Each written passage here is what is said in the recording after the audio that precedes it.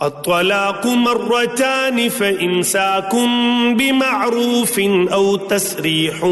بإحسان ولا يحل لكم أن تأخذوا مما آتيتموهن شيئا إلا أن يخافا ألا يقيما حدود الله فإن خفتم ألا يقيما حدود الله فلا جناح عليهما فيما افتدت به تلك حدود الله فلا تعتدوها ومن يتعد حدود الله فأولئك هم الظالمون۔ یہ طلاقیں 2 مرتبہ ہیں، پھر یا تو اچھائی سے روکنا یا عمدگی کے ساتھ چھوڑ دینا ہے،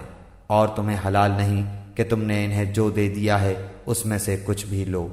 ہاں یہ اور بات ہے کہ دونوں کو اللہ کی حدیں قائم نہ رکھ سکنے کا خوف ہو، اس لیے اگر تمہیں ڈر ہو کہ یہ دونوں اللہ کی حدیں قائم نہ رکھ سکیں گے تو عورت رہائی پانے کے لیے کچھ دے ڈالے، اس میں دونوں پر گناہ نہیں، یہ اللہ کی حدود ہیں، خبردار ان سے آگے نہ بڑھنا، اور جو لوگ اللہ کی حدوں سے تجاوز کر جائیں وہ ظالم ہیں۔ فَإِن طَلَّقَهَا فَلَا تَحِلُّ لَهُ مِن بَعْدُ حَتَّى تَنكِحَ زَوْجًا غَيْرَهُ فَإِن طَلَّقَهَا فَلَا جُنَاحَ عَلَيْهِمَا أَن يَتَرَاجَعَا إِن ظَنَّا أَن يُقِيمَا حُدُودَ اللَّهِ وَتِلْكَ حُدُودُ اللَّهِ يُبَيِّنُهَا لِقَوْمٍ يَعْلَمُونَ۔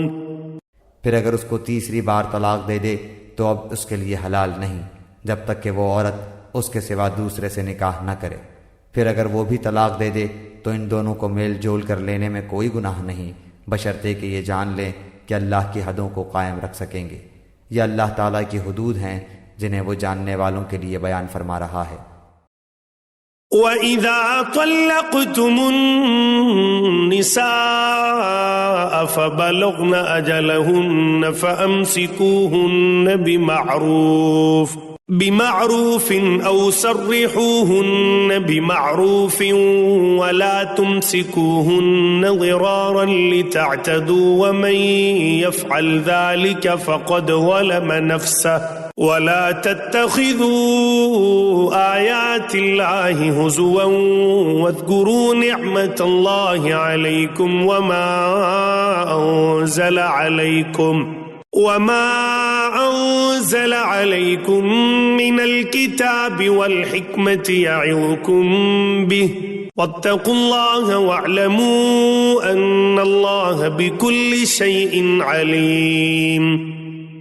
جب تم عورتوں کو طلاق دو اور وہ اپنی عدت ختم کرنے پر آئیں تو اب انہیں اچھی طرح بساؤ یا بھلائی کے ساتھ الگ کر دو،